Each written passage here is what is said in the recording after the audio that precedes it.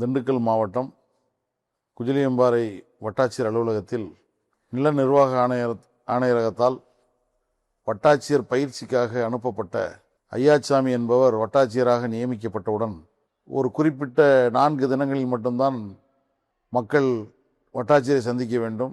பகல் 12 to 1 மணி வரை தான் மக்கள் சந்திக்க வேண்டும். இதர நேரத்தில் வட்டாட்சியரை சந்திக்க அனுமதிக்க முடியாது என்று சொல்லி வரக்கூடிய மக்களை அச்சுறுத்தி வந்தார்.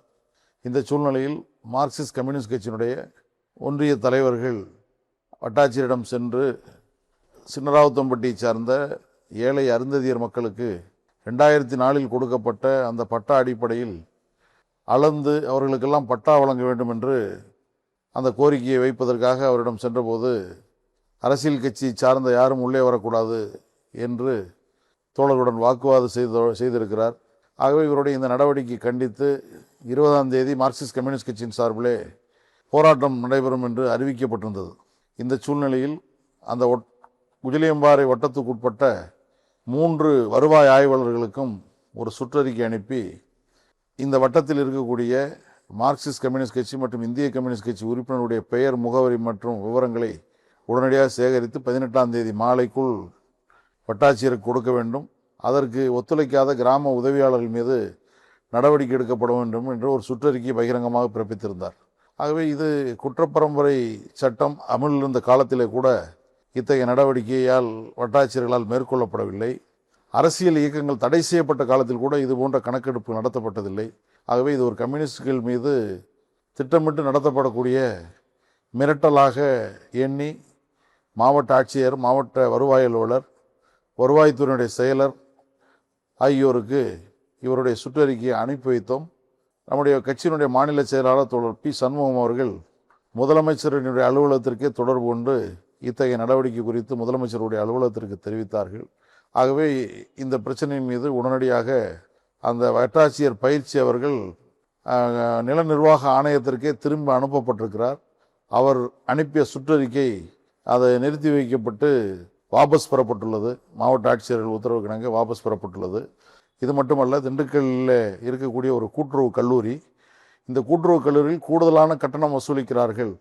கடந்த ஆட்சியின் போது குறைந்த கட்டணம் வசூலிக்கப்பட்டது, இப்போது கட்டணம் உயர்த்தப்பட்டிருக்கிறது. ஆகவே கட்டணத்தை குறைக்க வேண்டும் என்பதற்காக மாணவர்கள் போராடினால் அங்கு முதல்வராக நியமிக்கப்பட்டிருக்கக்கூடிய ஒருவர் மாணவர்களை கடுமையாக அச்சுறுத்துகிறார். அது மட்டுமல்ல, இந்த மாணவர்கள் இது போன்ற போராட்டங்களுக்கு போனால் கல்லூரி நிர்வாகத்தால் வெளியே அனுப்பப்படுவீர்கள் என்று ஜனநாயக ரீதியான போராட்டத்தை ஒரு முதல்வர் பதவியில் இருக்கக்கூடியவர் தடுக்கக்கூடிய நிலைமை இருக்கிறது.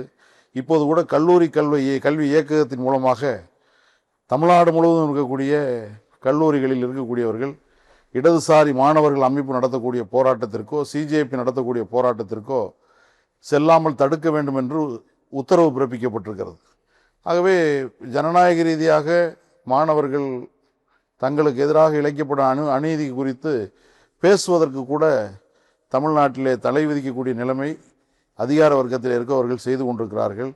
இது மாணவர்களுக்கு எதிரான நடவடிக்கை மட்டுமல்ல, ஒட்டுமொத்த தமிழ்நாட்டில் ஜனநாயகத்துக்கு விரோதமான நடவடிக்கைகள் அதிகாரின் மத்தியிலிருந்து துவங்கி இருக்கிறது. ஆகவே இந்த நடவடிக்கையை தடுத்து நிறுத்த வேண்டும். நாடு முழுவதும் இன்றைக்கு மிகப்பெரிய எழுச்சி ஏற்பட்டிருக்கிறது. நாடு முழுவதும் இந்த தேர்வு வினாத்தாள் கசிவு ஏற்பட்ட பிரச்சனையில் நாடு முழுவதும் நடைபெற்ற போராட்டங்கள் ஒரு மிகப்பெரிய எழுச்சியை இளைஞர்கள் மாணவர்கள் மத்தியிலே உருவாக்கி இருக்கிறது. இந்த இளைஞர்கள் மாணவர்கள் மத்தியிலே ஏற்பட்டக்கூடிய எழுச்சி கல்வி வளாகங்களிலே மற்ற இடங்களிலோ பிரதிபலிக்கக்கூடாது என்று சொல்லி மறைமுகமாக இன்னைக்கு சங் பரிவார அமைப்பை சார்ந்தவர்கள் இந்த அரசு நிர்வாகத்திற்குள்ளும் ஊடுருவி இருப்பார்களோ என்ற சந்தேகம் எங்களுக்கு எழுகிறது. ஆகவே இது மாதிரியான நடவடிக்கையில் ஈடுபடக்கூடிய அலுவலர்களை தமிழ்நாடு அரசு உடனடியாக கண்டறிந்து களையெடுக்கவில்லை என்று சொன்னால் இது ஜனநாயக ரீதியான போராட்டத்திற்கு எதிரான நிலையை தமிழ்நாடு அரசு எடுப்பதாகத்தான் மக்கள் உணர முடியும். ஆகவே மாற்றத்தை விரும்பி மக்கள் வாக்களித்திருக்கிறார்கள் என்ற நிலைமையை உணர்ந்து அந்த மாற்றம் மக்களுக்கான மாற்றமாக, ஜனநாயகத்திற்கான மாற்றமாக, ஊழலை எதிர்ப்பதற்கான மாற்றமாக அந்த மாற்றம் இருக்க வேண்டும். இந்த மாற்றம் ஜனநாயகத்தை பறிக்கிற மாற்றமாக இருக்கக்கூடாது என்பதை நான் பணிவோடு இந்த நேரத்தில் தெரிவித்துக் கொள்ள விரும்புகிறேன்.